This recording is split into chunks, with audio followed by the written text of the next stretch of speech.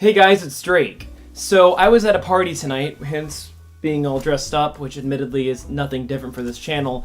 And then I realized, like, halfway through the party, after a few drinks, I really don't want to be here, because, like, socializing is great and all, but I've just been so socialed out lately, and I just kind of forced myself to go to a party I didn't necessarily want to be at.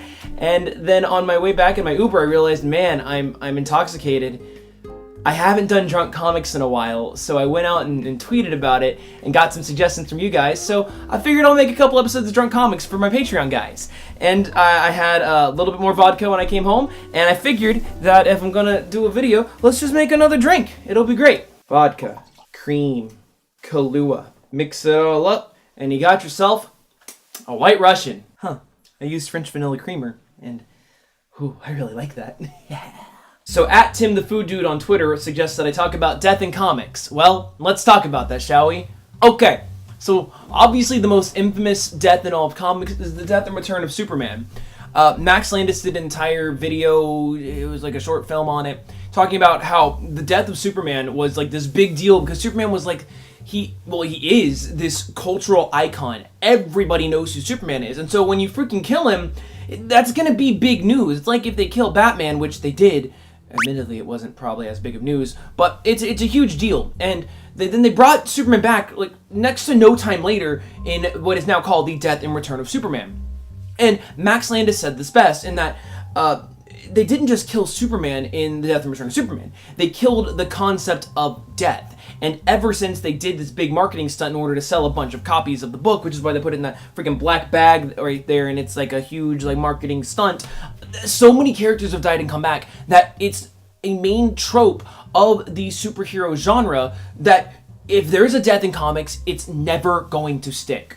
And I fucking hate it. The thing about the death of comic book characters is that there's no real investment in them since you know they're just going to come back.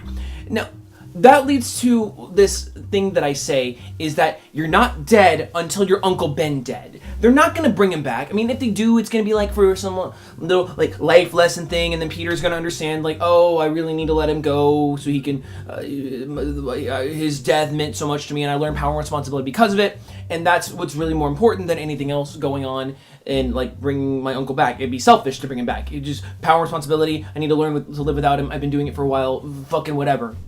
But then, like, Captain Marvel, I think would probably be the only other character that would actually stay dead because it was such an important part for Carol Danvers to transition into Captain Marvel and become more of her own role. And, of course, Marvel wants more important female characters because, really, there aren't a whole lot of big ones anymore with the exception of, like, Wonder Woman. And probably Captain Marvel is, I'd say probably the most well-known, or at least, like, best headlining female character. I mean, sure, you got She-Hulk and Spider-Woman and everything, but Captain Marvel kind of has her own gravitas in order to be her own character. I mean, she was really popular as Miss Marvel, and so moving over to Captain Marvel really just made sense. And a lot of the female characters in Marvel Comics are associated with teams like the X-Men, Fantastic Four, stuff like that. The fucking X-Men, their goddamn hunt for Wolverine. I hate it. When a character dies, I desperately want them to stay dead, so there are real stakes. Jean Grey as the Phoenix, I mean, it's the fucking Phoenix. Of course she's gonna have a cycle of death and rebirth. That's what a goddamn Phoenix does. She was dead recently for so long, and then, nope, let's bring the fucking Phoenix back because nobody's buying our books right now. They killed Wolverine, and they moved the title, the mantle of Wolverine over to Laura Kinney, and it was great because X-23 is a fantastic character who deserved to take on the legacy of Wolverine. And then, nope, our books start selling, let's fucking bring back Logan. He died, like, only a few years ago, and you're already bringing him back. Jean Grey stayed dead for a good long while, and that was fine. They brought the young X-Men from the past into the present, and that's how we get to have these characters that are dead. And it was complicated and stupid because comics, but it was fine in its own special way. Why couldn't we just fucking let Jean Grey stay dead? And you have, like, an alternate universe Jean Grey, or, like, or the past Jean Grey be the fucking Jean Grey. And we have all these fucking Wolverines. We got Daken. We got James from the Ultimate Universe. We have Laura, who's doing a fine fucking job as Wolverine. And then we have the android Wolverine and Old Man Logan. All these goddamn Wolverines. Why do we need our normal Wolverine back? Fucking let him stay dead. Oh, God, I'm sweating like a pig. It's so hot in here. Let her be Wolverine. She earned it at this point. There are plenty of comic book characters. Focus on some other ones for a change. We don't need to just constantly shove down the ones that we already have down everybody's throats. Now, granted, it's because they're appealing to the people who don't read comics, because most people don't read goddamn comics. But Wolverine is the most famous X-Man of all time, even though he wasn't part of the original team. He was popular enough to get his own freaking spin-off movies. Everybody knows Wolverine. He's got steak knives in his hands. But you kill him off, then it's going to confuse people who are trying to get into comics. And that's why you can't let any characters die, because they're all too goddamn popular. Can't kill Superman for long term, because everybody knows Superman. They love Super Dude. You can't kill... Oh, hello, dog.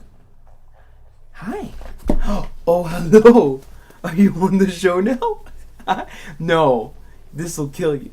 I love you. Oh, hello. You can't kill anybody long term. Like, they're too popular. You're gonna be like... These are the few characters people actually understand. Sure, there's so many goddamn combo characters out there, but not everybody knows about everybody. And if you kill off minor characters, whatever, you can use that to advance the plot of other heroes that are more well-known, like Goliath. Nobody really knows about Goliath. He's so unwell known that in Ant-Man and the Wasp, he didn't really even get to be a superhero. They just mentioned that he was a thing. But, like, killing Goliath in Civil War, the book, was a huge monumental moment in the story, and it was a big deal. He's lesser known, so nobody gives a shit. They don't really try to bring him back. I mean, did they? They probably did. Everybody freaking comes back at some point. Even, like, I feel like a Stilt Man died once or twice. I don't fucking know. Comics are complicated, man. But, like, you can't kill off the big boys. And every time they kill off the big boys, it's generally so that they can push the narrative of a plot like, oh, the stakes are so serious now, better take the goddamn villain seriously because they killed a big boy. But we all know they're gonna come back. Why should I feel any goddamn investment in comic deaths? You're not dead unless your Uncle Ben dead. Comic book deaths are stupid and pointless, and if they let some freaking characters stick around in their deathly state, maybe show up like a goddamn Force Ghost or something. If we had more characters that were permadead, then that would add to the gravitas. But right now, they don't. And I realize this entire goddamn video, I've been repeating the same goddamn point over and over and over and over and over again. I get it. And I'm sure you guys get it at this point. Yeah, Drake, how many more times can you say it that you don't like comic book deaths? And that you would wish that they would stick around more? I don't know. I'll say it probably 3 more goddamn times before the video's over. What is important is just, there are better ways to tell a narrative. You don't need to just kill somebody. Comic books are cool with the fight scenes and everything, but I think that nerds focus way too much on who's the strongest. That doesn't matter. Being a strong boy doesn't necessarily make a good, strong narrative. There are plenty of good ways to tell compelling stories with compelling characters that doesn't just involve who punches the hardest and who fights the most, which is why I think Dragon Ball fans need to take a chill pill. I love Dragon Ball to death. Look at my Vegeta. I love Dragon Ball. Dragon Ball's great. But there is more than just who can punch the hardest and who's the strongest guy out there. Fights are neat, they're great, powers are cool, they're what makes superheroes so super unless they're Batman or something. Generally the powers are the cool thing that you're reading the book for, I get it. But telling other stories that are just more than death and, oh man, I'm sad, but then they're gonna come back. Why would anybody grieve at this point? They're gonna find some goddamn magic amulet that'll bring them back. Chill on the resurrections for a bit. Let's give it like 7 years. Can you give me 7 years of no resurrections? I'll probably be more invested. So that's that. Tim the Food Dude, this one made me angrier than I thought it was, and I finished my drink. This is more of a rant than anything else. Normally in these videos I just explain shit. But yeah, that's that. I love you guys. I'll see you next time.